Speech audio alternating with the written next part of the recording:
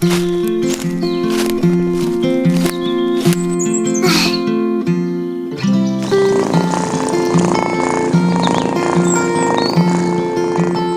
there, little guy. It's okay, I'm not gonna hurt you. That's right, just a sniff. See, I'm friendly. You like that, huh? You're adorable. Feels almost like a massage.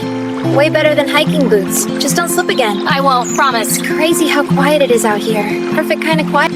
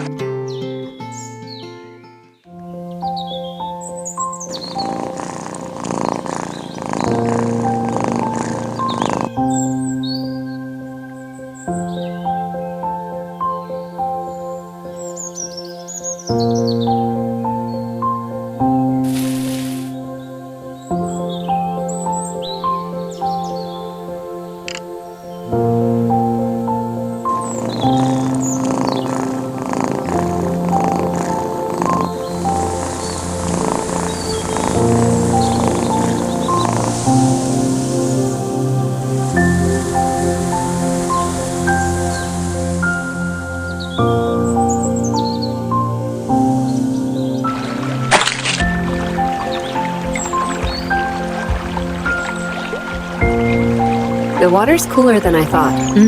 But the sand feels good, doesn't it? Like it's holding you up. Yeah, it's steady. Kinda grounded. Let's stay like this a little longer.